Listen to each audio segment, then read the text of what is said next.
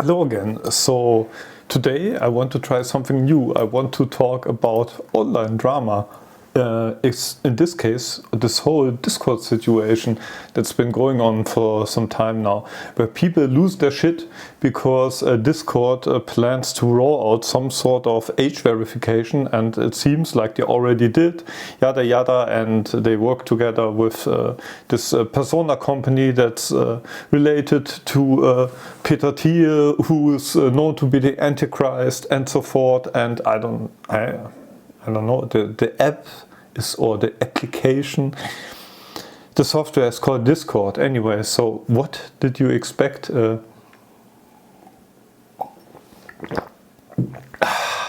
Drink water, drink more water, just a reminder. It's important to stay hydrated in those times.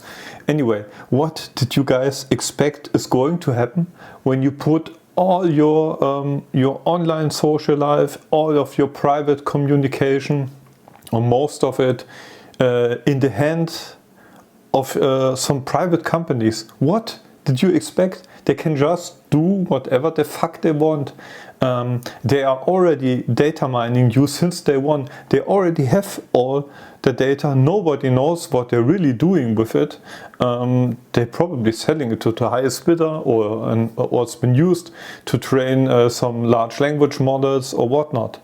And it was always naive to change to Discord. Since I'm an old guy, I'm ancient, I'm a fossil, basically. But I remember when people started switching to Discord from TeamSpeak and Mumble. In where I'm located, it was more TeamSpeak. I don't know why. I always preferred Mumble, but yeah, I never really felt the need to have those sort of persistent chat rooms that are framed to be a unique feature of Discord. I think it's more what has become of this. So what people did with bots and all this stuff. So people built servers for role playing, or I don't know. There's a lot of stuff going on with bots, which add some features to Discord chats, which are not really present in, I think, any other of those how do you even call it, messaging apps? It's not just messaging, it's like its own social media platform. So the whole concept of giving you the possibilities of hosting or it's not hosting,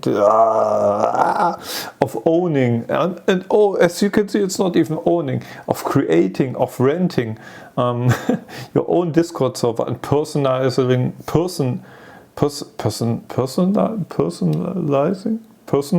it. Yeah, I can see the appeal of all of that. It's a really mature platform for what it is. I think screen sharing was something that was really bad in the beginning and got improved on. I'm not a big fan of paying for lots of stuff. I'm not a big fan of being restricted in creating stickers or all this type of. I don't understand. Yeah, but of course they can do whatever the fuck they want, and what they want is to make money. How it's a private company. It's the goal of this company to make money in some sort.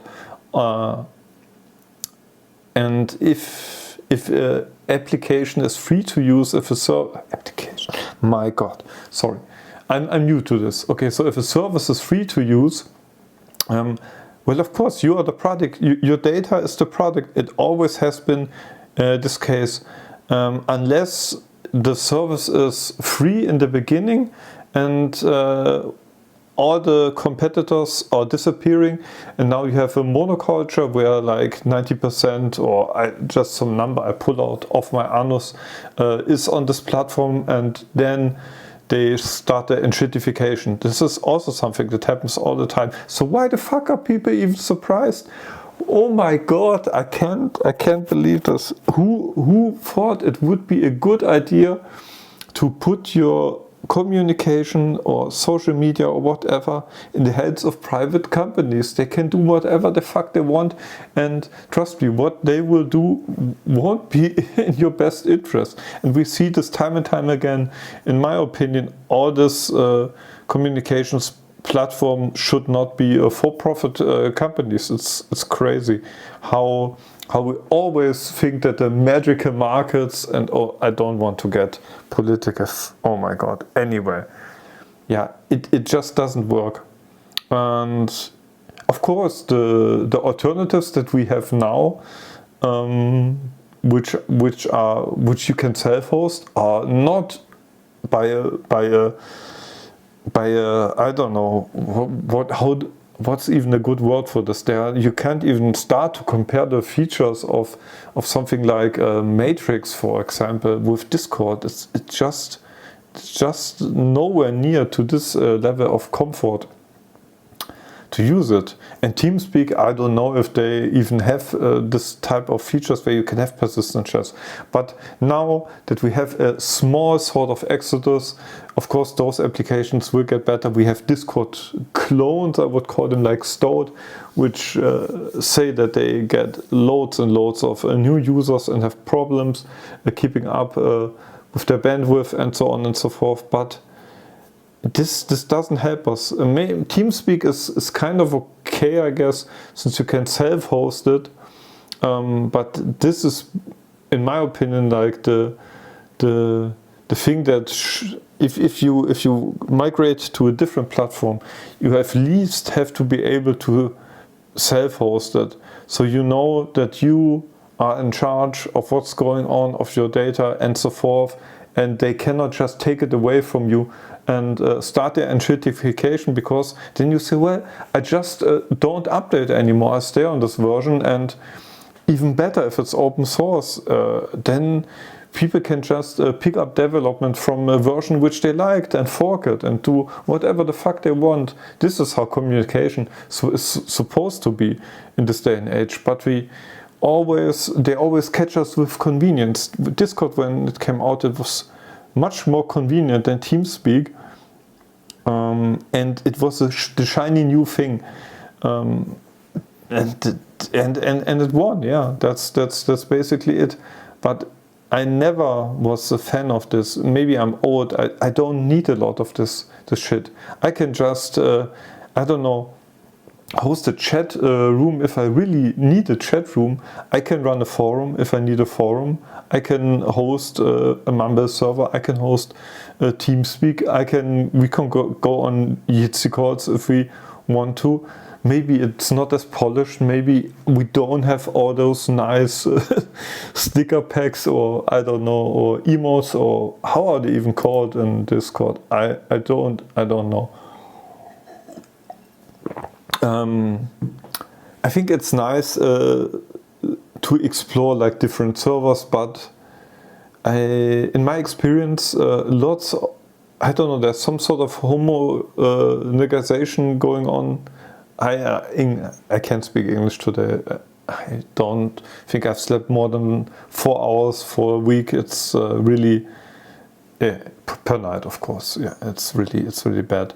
Anyway, I'm so disappointed in people now being surprised that this happens, and this will continue to happen. Now they are backpedaling, of course. They're already saying, yeah, it's only like 10% of the users who are going to be age verified and blah blah blah. But how is this whole thing even a problem? They're already doing God knows what with your data, and nobody gave a fuck.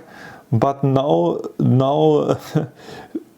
because now it was a minor inconvenience for some people, and maybe it was cool to be outraged at this, something that they actually control. I don't know, there's so much, we control it, but it's bothersome, like to engage with the poly crisis and the really evil shit that's going on our planet. So maybe we can be outraged about an app that was always anti-consumer from day one, because of the strategy was never to provide a nice user experience and have good data protection and so on and so forth, because then the service wouldn't be free. That's what I'm getting at.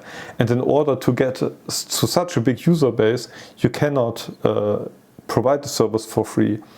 So a different approach would be to have an open source app where people can host their own servers and rely on the community to build the infrastructure. And this could work, and it does in so many cases. But yeah, it's just me being outraged about and mind blown about people being mad about this whole thing. I don't really understand it. I mean, would I even lose anything if I stopped using Discord? I think I met maybe 2 people which I didn't knew before on this app, with I consider to be net positive in my life, and that's it. And I've been on Discord in the gaming context and for a long time, and yeah, I don't know, I just don't have the time and don't like to engage in online drama. I knew this, it hasn't basically changed since forum culture. The only thing that I miss now are this slower, lengthy threads going on, spanning over months, over years, and discussions. But yeah, we can still have this, but I'm just burned out from digital media in general. So what can I say? Just stop using Discord. Hop on one of the open source alternatives, make it grow, contribute, seize the means of your communication. That's what you should do. You should not be on Discord in the first place. It's just not a good idea, and you will reap what you sow, and in the future things will just get worse from here. And I've been, or insane people like me have been talking and warning about this for ages, but nobody will care. As long as it's convenient, of course, the convenient solution will always win. And that's just how it works. Because life already is stressful enough. Nobody wants to host their own server and services. I don't know. Maybe let's try to make it fun, and I really hope that something good comes out of that. I really hope that people will question why they are on this platform in the first place, and maybe now people are hopping on Stoat or whatnot. Don't do this. Don't go from one cage to another. It doesn't make sense. Really take this time to think about all the nonsense I was talking about. And anyway, have a great day.